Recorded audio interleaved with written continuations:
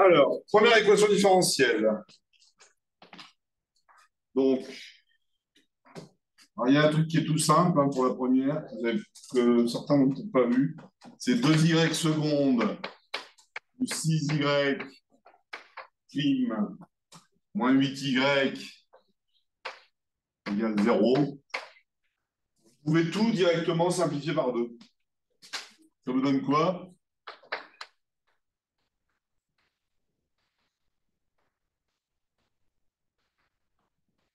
Voilà, tout le monde est d'accord? Donc l'équation caractéristique correspondante va donc s'écrire, il y a un 1 ici,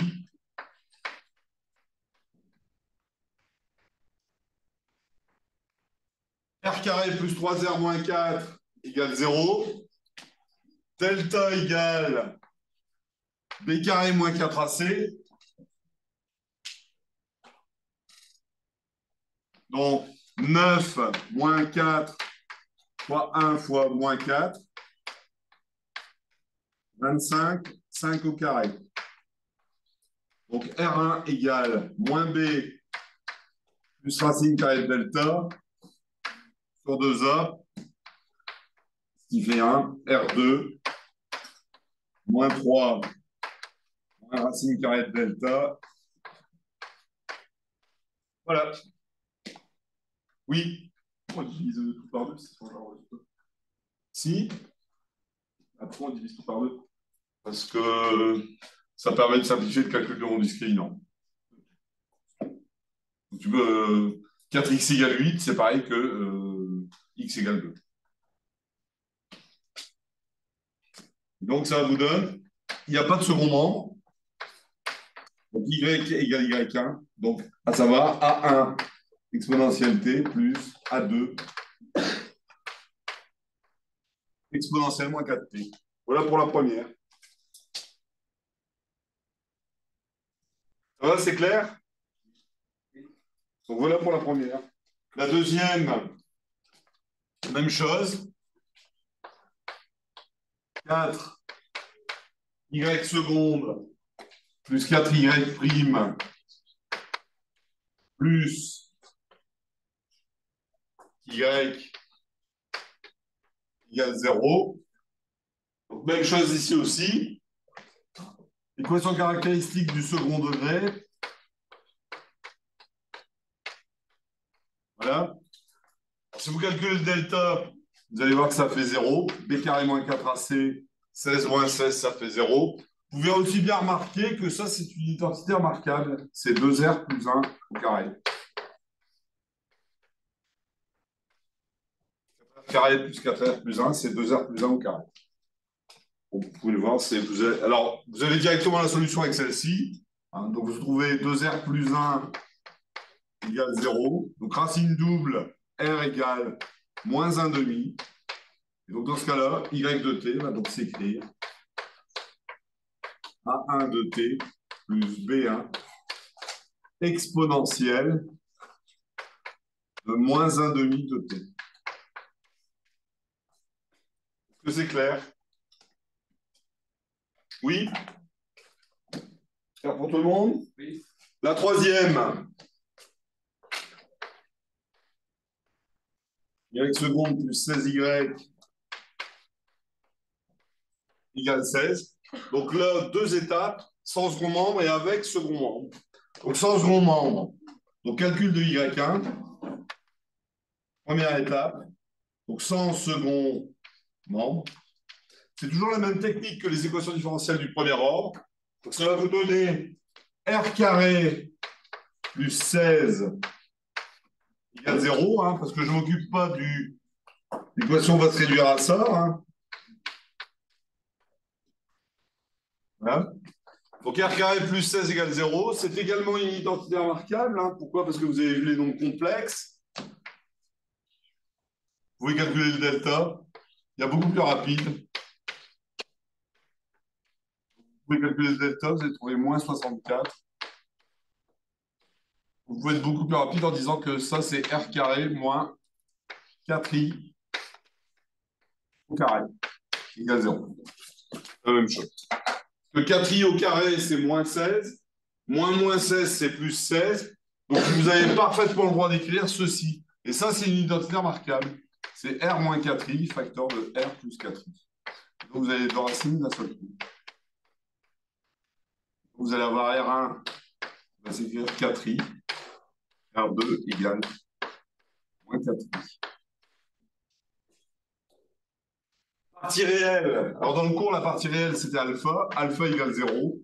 Partie imaginaire, oméga égale 4. Donc, la solution dans ce cas-là, Y1 va s'écrire, Y1 de t va s'écrire A1 sinus 4t plus A2 cos 4t exponentielle de alpha t, c'est-à-dire exponentielle de 0, ce qui fait 1. Est-ce que c'est clair ce que je vais te faire? Monsieur, Oui. vous pouvez développer les solutions avec des points? Oui.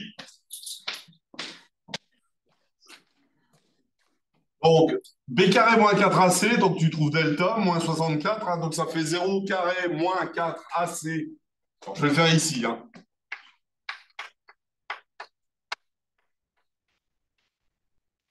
B carré, il n'y a pas de terme en B, 0, moins 4ac, moins 4 fois 1 fois 16, moins 64. Et moins 64, c'est 8i au carré.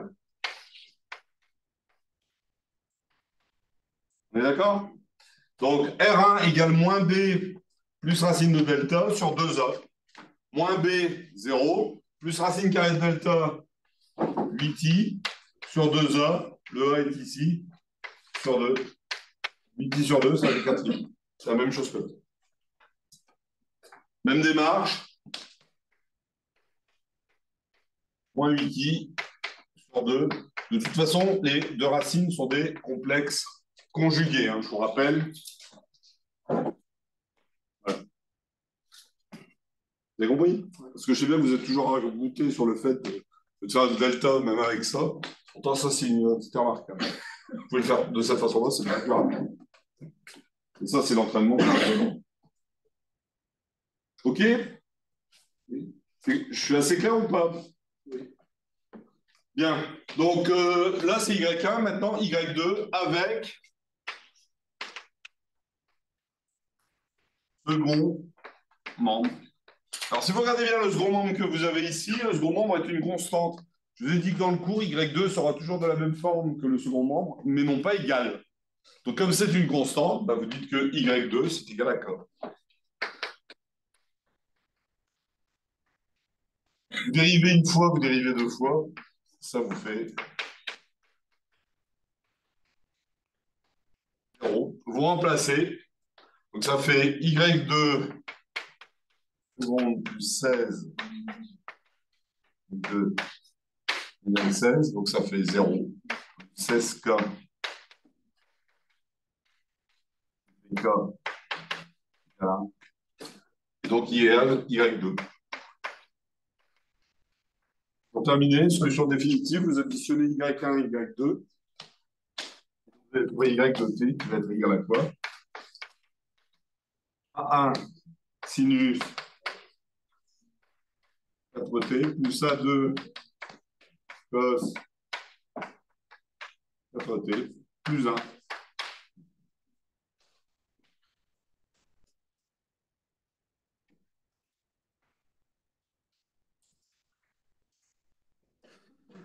Vous pouvez remarquer que dans mon sujet, j'ai mis deux conditions initiales, y0 égale 3 et y' de 0 égale 12, ce qui va vous permettre de calculer A1 et A2.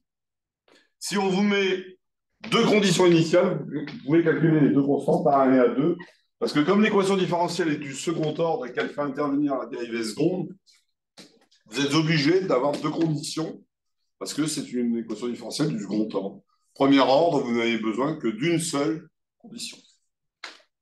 En général, la concentration initiale ou la vitesse initiale, tout ce que vous voulez. De toute façon, vous avez fait au lycée des intégrations de courbes paramétriques dans le cas de chute libre.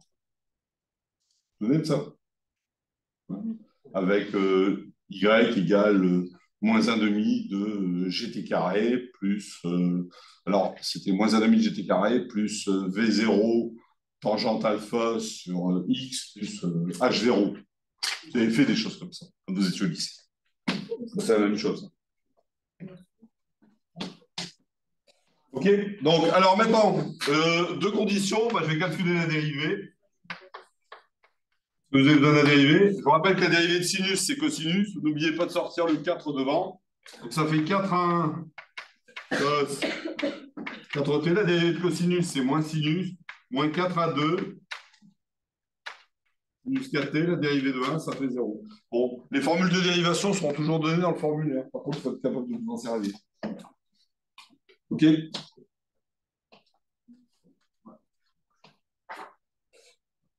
Donc, si maintenant je remplace, bah, on vous donne y0 égale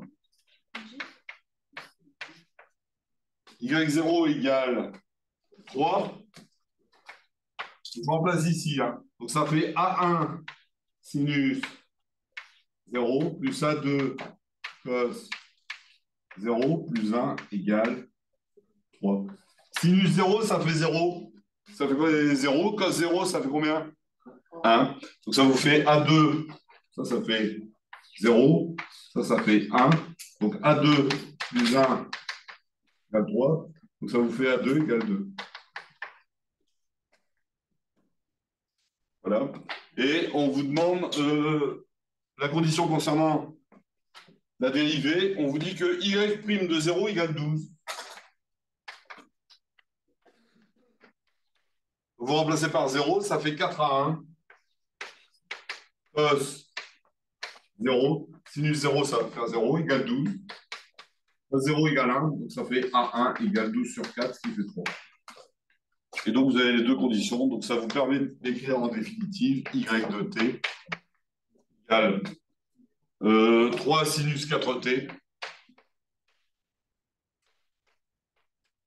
plus 2. C'est 2, ouais.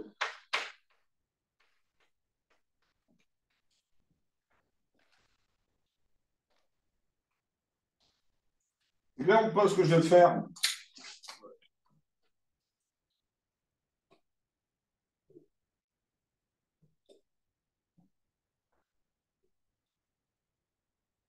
Voilà.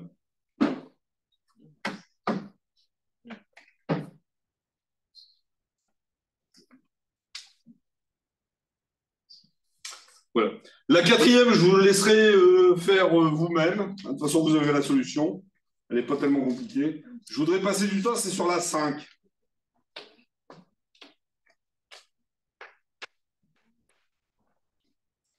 L'équation 5. Alors, l'équation 5, c'est quoi? C'est à nouveau y seconde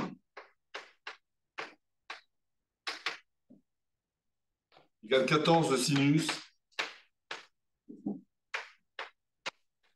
3t.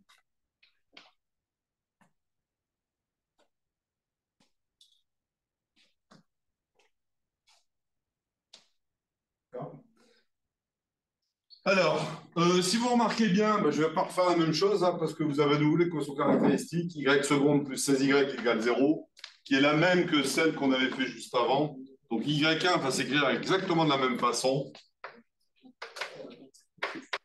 Hein, d'accord? Écoutez, 2 minutes là. Tout le monde est d'accord? Je ne vais pas refaire le même truc là parce que vous allez retrouver sur r carré plus 16 égale 0. Je vais mettre directement y1. Parce que ça a été fait. C'est fait exprès. Donc vous allez avoir y1. Je voudrais passer du temps, c'est la détermination de y2. A1 sinus 4t plus A2 cos 4t. Alors ça, c'est la première étape. Et dans la deuxième étape, on vous donne la forme de y2. Alors y2, c'est quoi? C'est A sinus oméga t.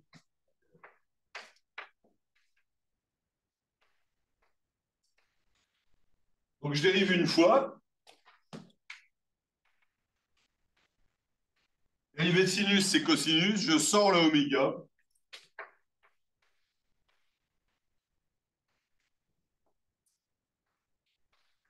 La dérivée, ça va, c'est clair pour tout le monde ce que je fais là? Oui ou non?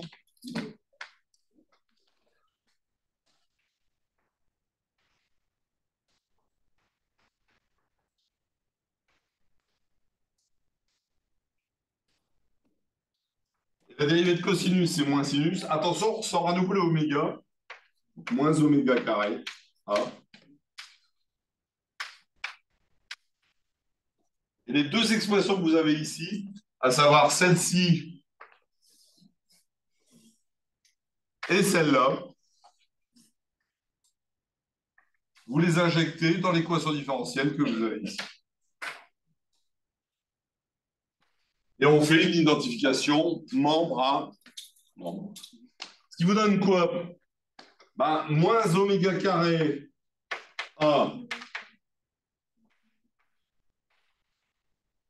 sinus oméga t plus 16A sinus oméga t est égal à quoi? 14 sinus 3t.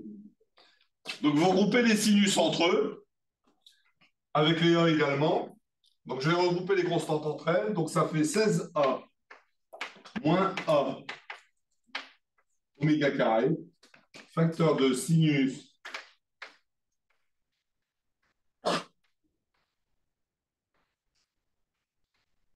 et là, regardez, vous allez identifier directement terme à terme. C'est-à-dire que le oméga sera forcément égal à 3 et la constante que vous avez ici sera égale à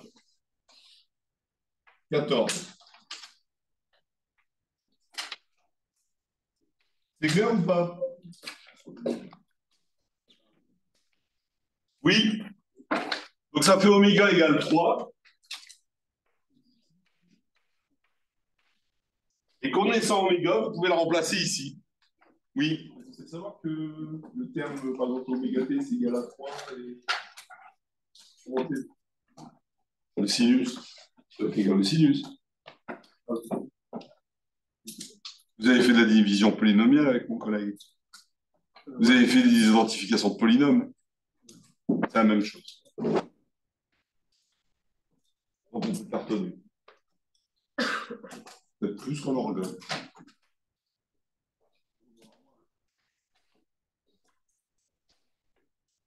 Oméga égale 3. Donc vous remplacez, ça vous fait 16A.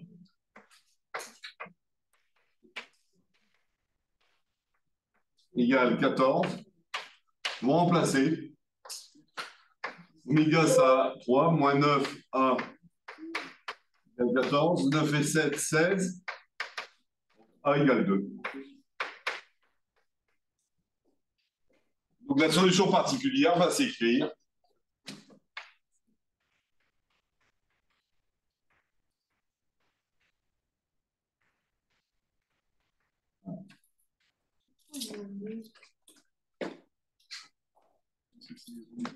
oméga égale 3, 3 au carré, ça fait 9. Ça va, c'est clair? Regarde tout le monde. Pourquoi c'est pas Emma. soit 14, soit égal à 16. Ah, ok, on a 16. C'est parce que j'ai écrit 14, 16 moins 9, ça fait 7. Je vais marquer là, je sais bien que ça vous embête, mais c'est... Ok? C'est clair pour tout le monde?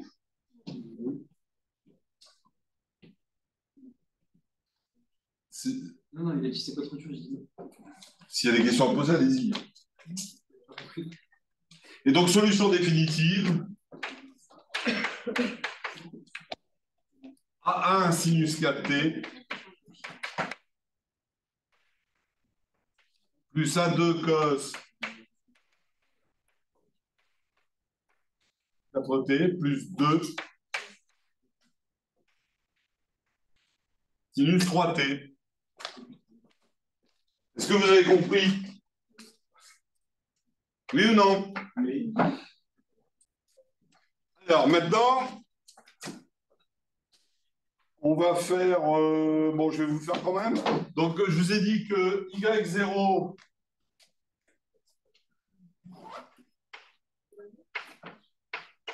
Y0, alors j'ai mis F2,0, c'est pareil. Y0 égale 4. Ça veut dire que Y égale A1 sinus 0. Remplacer la variable par 0, plus A2 cos 0, plus 2 sinus 0 égale 4. Cos 0, ça fait 1. Donc, vous avez directement A2 égale 4. D'accord? Et après, on vous donne une condition concernant la dérivée. Donc, Y', la dérivée de sinus, c'est cosinus. Donc, ça fait 4 à 1 cos 4t. La dérivée de cosinus, c'est moins sinus. Moins 4 à 2 sin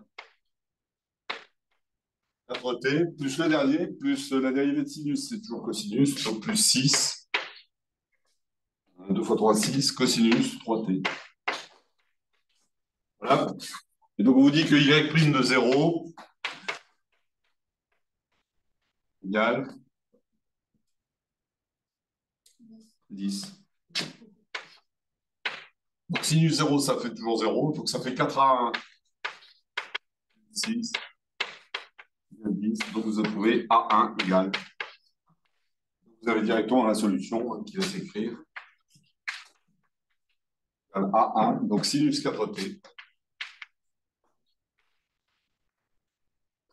Plus A2 cos 4t, donc A2 on a trouvé, ça fait 4 cos 4t plus 2 sinus 3t. Voilà. OK? Et vous avez la solution. C'est ça. C'est clair ou pas?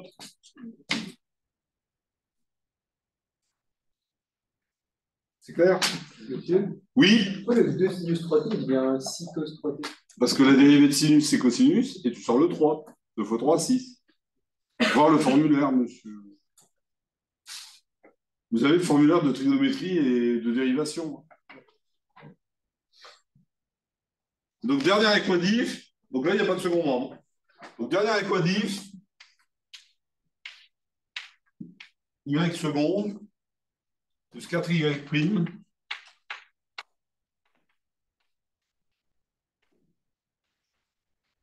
égale 0. Bon, l'équation caractéristique avec le 1 qui est ici devant va s'écrire 1r carré plus 4r plus 20 égale 0.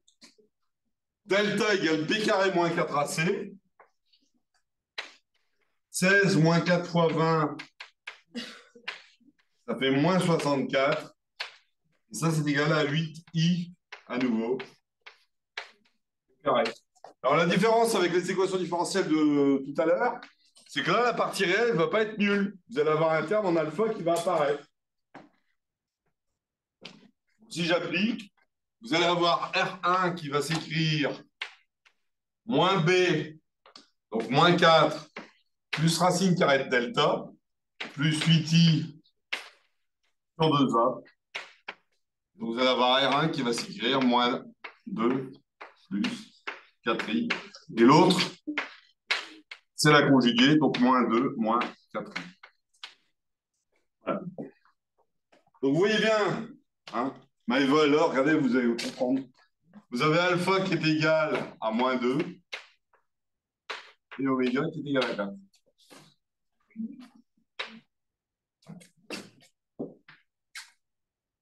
OK, donc votre solution, il n'y a pas de second membre, va donc s'écrire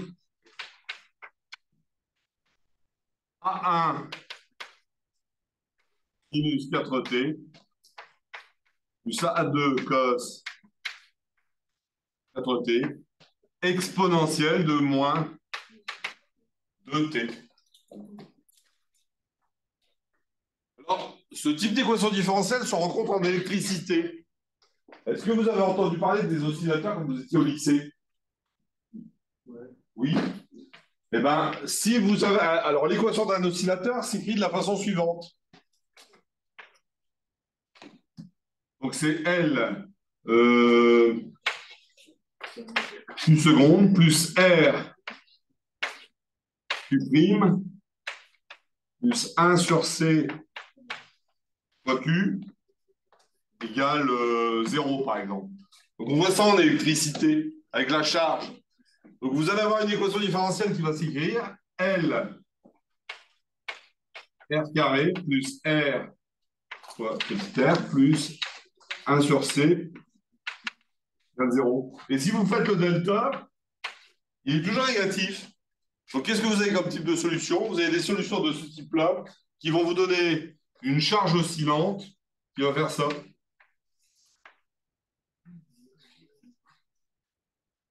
Voilà. Ça. Il va y avoir une perte d'énergie par effet Joule au cours du temps. Et bien, le terme exponentiel apparaît là.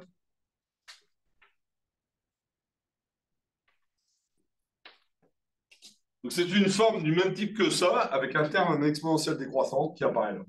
Donc, la courbe, c'est exactement la même chose. Un circuit RLC en alternative, c'est ce qui se passe.